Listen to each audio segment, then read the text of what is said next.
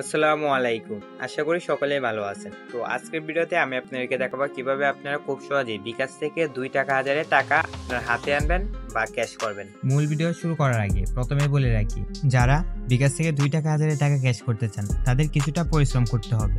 আর আপনি যদি ভাবেন যে কোনো পরিশ্রম বাদেই আপনি 2 টাকা হাজারে টাকা ক্যাশ করবেন, তাহলে আপনি ভুল ভাবছেন এবং আপনি এই ভিডিওটা শুধু দেখছেন। তো আপনি এখনই এই ভিডিওটা স্কিপ করুন, কারণ আপনি যেটা আশা করতেছেন সেটা কিন্তু হবে না। তো আপনি যদি কিছুটা কষ্ট করতে পারেন তাহলে আপনি টাকাটা ক্যাশ করতে পারবেন। So let's get started. Okay, তো বিকাশ থেকে 2 টাকা হাজারে টাকা ক্যাশ আউট করার জন্য আপনাদেরকে কী করতে হবে? প্রথমত আপনার বিকাশ অ্যাপ্লিকেশনে ওপেন করে নিতে হবে। আমি এখান থেকে আমার বিকাশ অ্যাপটা ওপেন করতেছি।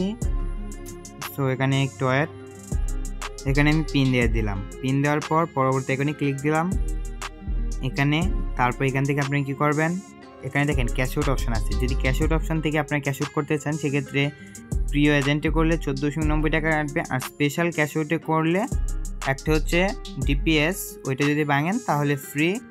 ম্যাচিওর ডিপিএস এটা হচ্ছে ফ্রি। আর রেমিটেন্স 60 টাকা হাজারে, ও ডিজিটাল স্যালারি পে আউট অনুদান উপবৃত্তি এগুলো হচ্ছে 60 টাকা হাজারে। সো ওইটা বাদে আপনাদেরকে আমি বলছি 2 টাকা হাজারে টাকা ক্যাশ করবেন।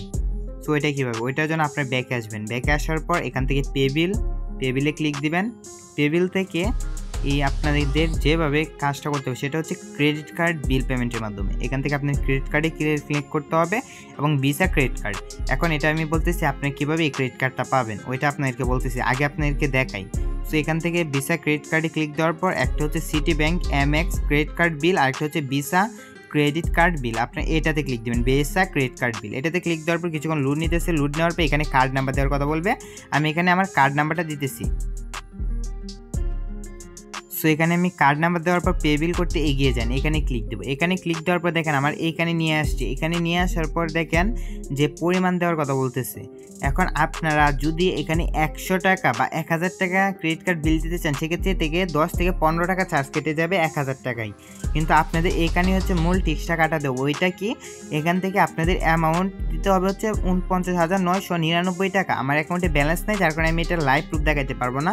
আর কিন্তু আপনাদেরকে এটা সিস্টেমটা বলে দেবো কীভাবে আপনার ভিসা ক্রেডিট কার্ড বিল পেমেন্টের মাধ্যমে 2 টাকা হাজারে টাকা ক্যাশ আউট করবেন। ওইটা কীভাবে, ওইটা সিস্টেমটায় আসেন, তাহলে ওইটা বলা যাক।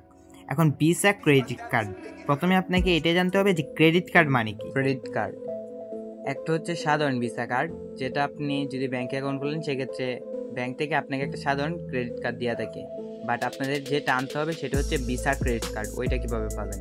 ওই ভিসা ক্রেডিট কার্ড পাওয়ার জন্য আপনার করণীয় হচ্ছে ব্যাংকে গিয়া কথা বলবেন ওনাদের সাথে, আমার একটা ক্রেডিট কার্ড লাগবে ন্যূনতম 50,000 টাকা লিমিটের, অর্থাৎ 50,000 টাকা লিমিটের একটা ক্রেডিট কার্ড লাগবে। আর ক্রেডিট কার্ডটা কি? ক্রেডিট কার্ড হচ্ছে এটাই এমন একটা কার্ড যেটা দিয়ে আপনি যখন খুশি তখন লোন নিতে পারবেন। 50,000 টাকা ধরেন, যত টাকা আপনাকে কার্ড থেকে বা ব্যাংক থেকে লিমিট দেবে আপনার কার্ডে, তত টাকা আপনি যখন খুশি তখন লোন নিয়ে আপনার ব্যাংকে টাকাটা আনতে পারবেন। এটাই হচ্ছে মূলত ক্রেডিট কার্ড।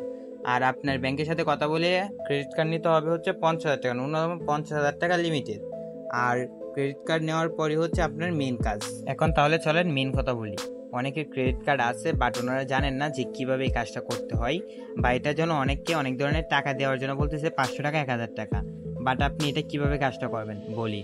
ক্রেডিট কার্ড, এই ক্রেডিট কার্ড থেকে আপনি চাইলেই আপনার ব্যাঙ্ক অ্যাকাউন্টে লোন নিয়ে টাকাটা আনতে পারবেন, এবং সেই টাকাটা আপনার ব্যাঙ্ক অ্যাকাউন্টে আনার পর হচ্ছে আপনি কি করবেন? বিকাশ থেকে পেবিল অপশনে এসে এখানে 49,999 টাকা অ্যামাউন্ট টাইপ করে এখানে 49,999 টাকা আপনি পেমেন্ট করবেন বা পেবিল করবেন আপনার ক্রেডিট কার্ডে। ধরেন 50,000 টাকা আপনি লোন নিলেন, সেক্ষেত্রে 49,999 টাকা আপনি পেবিল করলেন। আর যেটা 50,000 টাকা আপনি লোন নিয়েছেন ওইটা কিন্তু আপনার ব্যাঙ্ক অ্যাকাউন্টে থেকে যাবে টাকাটা। আর যেটা বিকাশ থেকে মারবেন ওইটা বিকাশ থেকে ব্যাঙ্কে চলে যাবে আপনার লোনটা পরিশোধ করতে। সো এখান থেকে আপনার কত টাকা? 2 টাকা করে চার্জ কাটবে। এখানে যদি আপনাদের বিকাশে অ্যামাউন্ট থাকে তাহলে আপনার খুব সহজে এখানে যদি 49,999 টাকা পেবিল করতে আসেন সেক্ষেত্রে দেখতে পাবেন যে চার্জ কত টাকা কাটছে। এখানে চার্জ কাটবে হচ্ছে 100 টাকা। সো আপনারা বুঝতে পারছেন আশা করি। তারপর আপনারা কী করবেন? এখানে 49,900 টাকা পেবিল করলে কিন্তু আপনার কী হবে? ক্রেডিট কার্ডের যে মেন ব্যালেন্সটা বা যে লোনটা নিয়েছিলেন ওইটা আপনার পরিশোধ হয়ে যাবে এবং আপনি নিউ করে আবার 50,000 টাকা নিতে পারবেন। এখন কথা হচ্ছে আপনি যে লোনটা নিলেন ওইটা কি আপনার ব্যাংকে কোনো চার্জ কাটবে না? না, এখানে ব্যাংক কোনো চার্জ কাটে না। ধরেন 24 ঘন্টা বা 7 দিন এরকম একটা লিমিট আছে, ওইটা আপনার ব্যাংক থেকে জেনে নেবেন যে কত দিনের মধ্যে আপনার পে বিলটা পরিশোধ করলে কোনো চার্জ নেয় না বা সুদ নেয় না।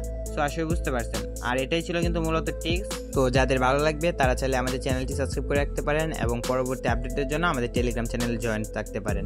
সকলকে ধন্যবাদ। আসসালামু আলাইকুম।